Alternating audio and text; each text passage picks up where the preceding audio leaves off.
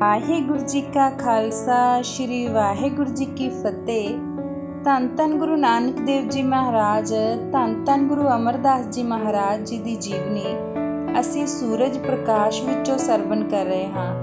ਹੋਏ ਵਿਚੋਲਾ ਆਣ ਮਿਲਾਵੇ, ਛੋਟੇ ਭਰਾ ਦੇ ਘਰੋਂ ਇੱਕ ਮਿੱਠੀ ਤੇ ਸੁਰੀਲੀ ਆਵਾਜ਼ ਕੰਨਾਂ ਵਿੱਚ ਪਈ, ਸੁਰਤ ਉੱਧਰ ਖਿੱਚੀ ਗਈ। ਇਹ ਸ਼੍ਰੀ ਗੁਰੂ ਅੰਗਦ ਦੇਵ ਜੀ ਦੀ ਸਪੁੱਤਰੀ ਬੀਬੀ ਅਮਰੋ ਸੀ, ਜੋ ਅਮਰਦਾਸ ਜੀ ਦੇ ਛੋਟੇ ਭਰਾ ਦੇ ਪੁੱਤਰ ਤੇਜਭਾਨ ਦੇ ਪੋਤਰੇ ਨਾਲ ਵਿਆਹੀ ਹੋਈ ਸੀ। ਆਪਣੇ ਨਿਤਨੇਮ ਅਨੁਸਾਰ ਤਾਰਿਆਂ ਦੀ ਛਾਵੇਂ ਇਸ਼ਨਾਨ ਕਰਕੇ ਦੁੱਧ ਰਿੜਕਦੀ ਹੋਈ ਬਾਣੀ ਪੜ੍ਹ ਰਹੇ ਸੀ।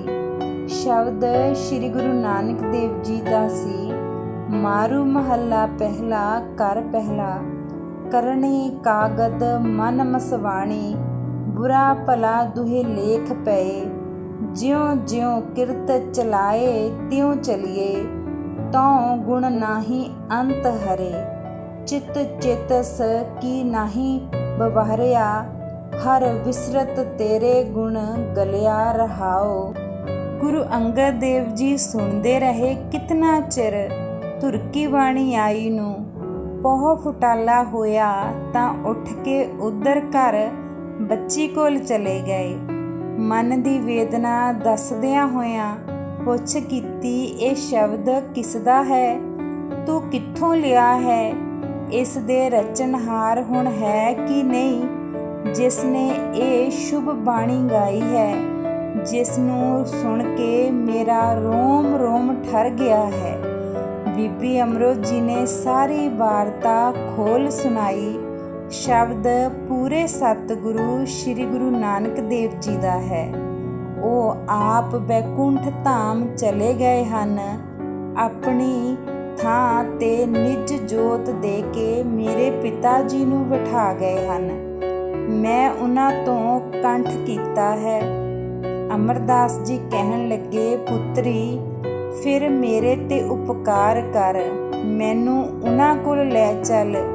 ਬੀਬੀ ਅਮਰੋ ਕਹਿਣ ਲੱਗੀ, ਪਿਤਾ ਜੀਓ, ਮੈਨੂੰ ਜਾਣ ਤੋਂ ਕੋਈ ਇਨਕਾਰ ਨਹੀਂ ਹੈ, ਪਰ ਇੱਕ ਗੱਲ ਹੈ, ਮੈਂ ਬਿਨਾਂ ਬੁਲਾਇਆ ਕਦੇ ਨਹੀਂ ਗਈ, ਨਾ ਹੀ ਬਿਨਾਂ ਵਿਦਾ ਕੀਤੇ ਤੋਂ ਉੱਥੋਂ ਆਈ ਹਾਂ। ਉਹਨਾਂ ਦੀ ਰਜ਼ਾ ਵਿੱਚ ਹੀ ਰਹਿੰਦੀ ਹਾਂ। ਗੁਰੂ ਅਮਰਦਾਸ ਜੀ ਕਹਿਣ ਲੱਗੇ, ਉਹ ਅੰਤਰਜਾਮੀ ਹਨ, ਮੇਰੇ ਪ੍ਰੇਮ ਨੂੰ ਸਮਝ ਜਾਣਗੇ, ਕੁਝ ਨਹੀਂ ਕਹਿਣਗੇ। ਇਸ ਤਰ੍ਹਾਂ ਬੱਚੀ ਨੂੰ ਨਾਲ ਲੈ ਕੇ ਤੁਰ ਪਏ। ਝੀਬਰਾਂ ਨੇ ਬੀਬੀ ਦੀ ਪਾਲਕੀ ਚੁੱਕ ਲਈ। ਪੰਥ ਕਰਦੇ ਖਡੂਰ ਪੁੱਜ ਗਏ। ਬੀਬੀ ਅਮਰੋ ਆਖਿਆ, ਪਿਤਾ ਜੀ ਤੁਸੀਂ ਇੱਥੇ ਬਾਹਰ ਬੈਠੋ, ਮੈਂ ਮੱਥਾ ਟੇਕ ਕੇ ਆਗਿਆ ਲੈ ਆਵਾਂ, ਫਿਰ ਤੁਹਾਨੂੰ ਲੈ ਚੱਲਾਂਗੀ। ਬੀਬੀ ਇਕੱਲੀ ਚਲੀ ਗਈ। ਜਾ ਕੇ ਪਿਤਾ ਜੀ ਨੂੰ ਮਿਲੀ। ਪਿਤਾ ਜੀ ਨੇ ਆਖਿਆ, ਪੁੱਤਰੀ ਤੈਨੂੰ ਬੁਲਾਇਆ ਨਹੀਂ, ਕਿਸ ਕੰਮ ਆਈ ਹੈ? ਮਨੇ ਨਾ ਆਵਨ ਬਿਨ ਪਨੇ, ਕਿਉਂ ਚਲ ਕਰ ਆਏ, ਜਿਨੇ ਸੰਗ ਅਨਾਇਓ ਤੂਹੋਂ ਤਿਸ ਕਿਉਂ ਨਹੀਂ ਲਿਆਏ, ਕਹਿਓ ਜੋਰ ਕਰ ਜਾਏ ਮੈਂ, ਆਨੈ ਅਬ ਪਾਸਾ, ਆਇਸ ਬਿਨ ਨਾਹੀਂ ਮਿਲ ਸਕਿਓ, ਬਹੁਤ ਤਰੇ ਹੁਲਾਸਾ। ਬੀਬੀ ਅਮਰੋ ਆ ਕੇ ਨਾਲ ਲੈ ਗਈ, ਮਿਲਾਪ ਕਰਵਾਇਆ। ਅਮਰਦਾਸ ਜੀ ਨੇ ਦਰਸ਼ਨ ਕੀਤੇ। ਠੰਡ ਪੈ ਗਈ। ਇੱਕ ਪੰਗਤ ਵਿੱਚ ਬਹਿ ਕੇ ਗੁਰੂ ਜੀ ਨਾਲ ਪ੍ਰਸ਼ਾਦ ਛਕਿਆ। ਇੱਛਾ ਹੋਈ ਕਿ ਸਤਿਗੁਰ ਜੀ ਮੈਨੂੰ ਸ਼ੀਤ ਪ੍ਰਸ਼ਾਦ ਬਖਸ਼ ਦੇਣ ਤਾਂ ਛਕ ਲਵਾਂ। ਮਹਾਰਾਜ ਅੰਤਰਜਾਮੀ ਸਨ, ਦਿਲ ਦੀ ਗੱਲ ਸਮਝ ਗਏ।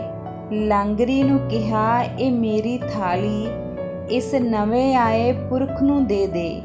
ਇਸ ਤਰ੍ਹਾਂ ਅਮਰਦਾਸ ਜੀ ਨੇ ਸ਼ੀਤ ਪ੍ਰਸ਼ਾਦਾ ਛਕਿਆ। ਕਪਾਟ ਖੁੱਲ੍ਹ ਗਏ। ਇਹ ਗੱਲ ਸੰਮਤ 1597 ਈਸਵੀ ਦੀ ਇਤਿਹਾਸਕਾਰ ਦੱਸਦੇ ਹਨ। ਕੁਝ ਦਿਨ ਗੁਜ਼ਰ ਗਏ। ਖਡੂਰ ਵਿੱਚ ਆਇਆਂ ਨੂੰ ਮਨ ਵਿੱਚ ਇੱਛਾ ਹੋਈ, ਗੁਰੂ ਕੇ ਦਰਬਾਰ ਵਿੱਚ ਰਹਿ ਕੇ ਸੇਵਾ ਕਰਨੀ ਚਾਹੀਦੀ ਹੈ। ਗੁਰੂ ਜਦੋਂ ਬੇਪਰਵਾਹ ਹੈ, ਜਿਸ ਦੇ ਮਨ ਵਿੱਚ ਚਾਹ ਹੀ ਕੋਈ ਨਹੀਂ, ਤਾਂ ਸੇਵਾ ਨੂੰ ਆਪਣਾ ਧਰਮ ਪਛਾਣ ਕੇ ਸੇਵਾ ਕਰਨੀ ਚਾਹੀਦੀ ਹੈ। ਪ੍ਰੇਮ ਅਤੇ ਸ਼ਰਧਾ ਨਾਲ ਪਹਿਲੇ ਯੁਗਾਂ ਵਿੱਚ ਲੋਕ ਤਪ ਕਰਦੇ ਸਨ।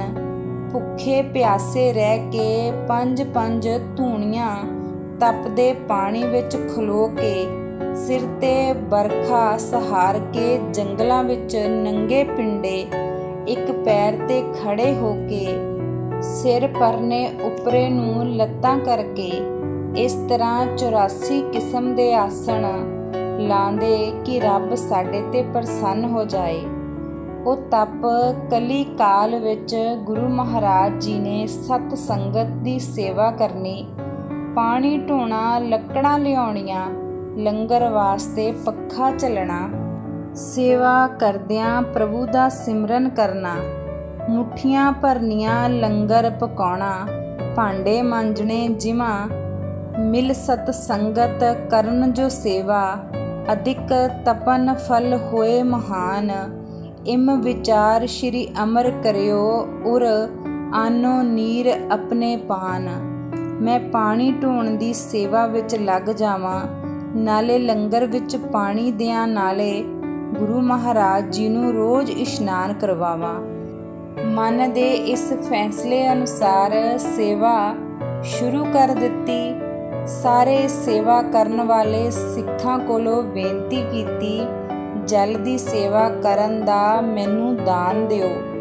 ਆਗਿਆ ਮਿਲ ਗਈ, ਸੇਵਾ ਵਿੱਚ ਜੁਟ ਗਏ। ਗੁਰੂ ਮਹਾਰਾਜ ਜੀ ਦੇ ਜਾਗਣ ਤੋਂ ਪਹਿਲਾਂ ਆਪ ਇਸ਼ਨਾਨ ਕਰਕੇ, ਗੁਰੂ ਜੀ ਦੇ ਇਸ਼ਨਾਨ ਲਈ ਜਲ ਭਰ ਕੇ ਲਿਆ ਰੱਖਣਾ, ਇਸ਼ਨਾਨ ਕਰਵਾਉਣਾ, ਫਿਰ ਵਸਤਰ ਧੋਣੇ, ਸੁੱਕਣੇ ਪਾਉਣੇ, ਫਿਰ ਇਕਾਂਤ ਵਿੱਚ ਬੈਠ ਕੇ ਸਤਿਗੁਰਾਂ ਦੀ ਮੂਰਤੀ ਹਿਰਦੇ ਵਿੱਚ ਵਸਾ ਕੇ ਸਿਮਰਨ ਕਰਨਾ। ਕਿਸੇ ਨਾਲ ਗੱਲ ਨਹੀਂ ਕਰਨੀ, ਹੋਰ ਕੋਈ ਮਨੋਰਥ ਨਹੀਂ। ਨਿਸ਼ਕਾਮ ਸੇਵਾ ਤੇ ਸਿਮਰਨ ਦੀ ਧੁਨ ਵਿੱਚ ਅੱਠੇ ਪਹਿਰ ਮਸਤ ਰਹਿੰਦੇ ਹਨ। ਆਪਣੀ ਕੁੱਲ ਦਾ ਘਰ-ਬਾਰ ਤਿਆਗ ਕੇ ਜਿਉਂ ਆਏ, ਗੁਰੂ ਚਰਨਾਂ ਵਿੱਚ ਫਿਰ ਜਾ ਕੇ ਸੰਭਾਲ ਨਹੀਂ ਕੀਤੀ। ਲੋਕ ਹਾਸਿਆਂ ਕਰਨ, ਬੁੱਢੇ ਬਾਰੇ ਇਸ ਨੇ ਕੀ ਚਾਲ ਫੜ ਲਈ ਹੈ। ਨਾ ਤਨ ਦੀ ਹੋਸ਼, ਨਾ ਕੱਪੜੇ ਦੀ, ਨਾ ਰੋਟੀ ਦੀ। ਜਦੋਂ 1 ਸਾਲ ਲੰਘ ਜਾਏ ਤਾਂ ਗੁਰੂ ਮਹਾਰਾਜ ਸਰੋਪਾ ਦੇ ਦੇਣ। ਏਕ ਬਰਖ ਬੀਤਿਓ ਪਿਖ ਸਤਿਗੁਰ, ਗਜ ਡੇਢਿਕ ਤਬ ਦੀਨ ਰੁਮਾਲ।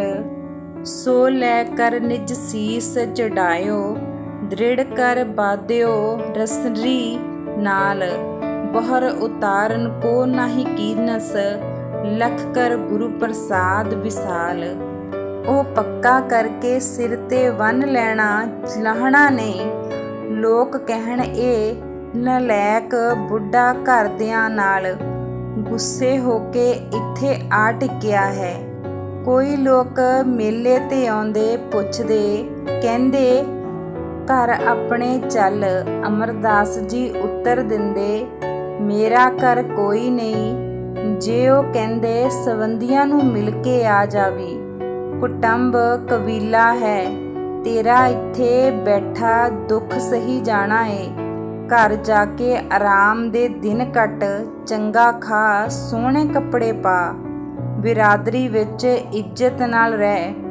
ਉਹ ਜਵਾਬ ਦਿੰਦਾ, ਮੇਰਾ ਹੈ ਕੋਈ ਨਹੀਂ, ਨਾ ਮੈਂ ਕਿਸੇ ਦਾ ਹਾਂ।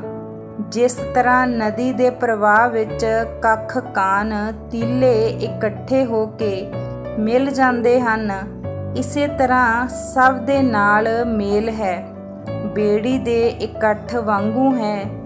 ਜਦੋਂ ਪਾਰ ਉਤਰੇ ਸਭ ਆਪਣਾ ਆਪਣਾ ਰਾਹ ਫੜ ਜਾਂਦੇ ਹਨ।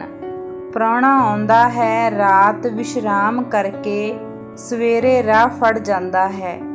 ਅਬ ਮੇਰੇ ਸਤਿਗੁਰ ਹੈ ਸਭ ਕਿਛ, ਸਦਨ ਕੁਟੰਬ ਪਿਤਾ ਔਰ ਮਾਤ। ਇਹੀ ਸਹਾਇਕ ਹੋਏ ਅੰਤ ਕੋ, ਹਰ ਅਕਲੇ ਜਾਹੇ ਕੋਈ ਨਾ ਜਾਤ। ਜੀਵਤ ਪ੍ਰਾਣ ਆਧਾਰ ਇਹੀ ਹੈ, ਬਿਨ ਪਗ ਦੇਖੇ ਕਛੁ ਨਾ ਸੁਹਾਤ। ਇਮ ਸੁਨ ਲੋਕ ਪਿਆ ਨ ਹੈ ਘਰ ਕੋ, ਜਾਨੇ ਬਹਿਓ ਨਿਲਾਇਕ ਗਾਤ। ਹਰੇਕ ਸਾਲ ਸਤਿਗੁਰੂ ਜੀ 1.5 ਗਜ ਦਾ ਰੁਮਾਲ ਦਿੰਦੇ, ਉਹ ਪੱਕਾ ਕਰਕੇ ਸਿਰ ਤੇ ਬੰਨ੍ਹ ਲੈਂਦੇ। ਬਖਸ਼ ਗੁਰੂ ਜੀ ਦਾ ਸਤਿਕਾਰ ਰੱਖਦੇ, ਸਿਰੋਂ ਉਤਾਰਦੇ ਨਾ।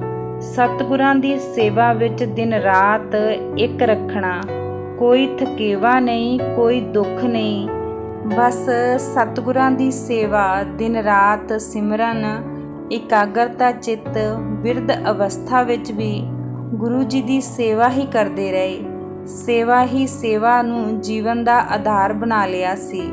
ਵਾਹਿਗੁਰੂ ਜੀ ਕਾ ਖਾਲਸਾ, ਸ਼੍ਰੀ ਵਾਹਿਗੁਰੂ ਜੀ ਕੀ ਫਤਿਹ।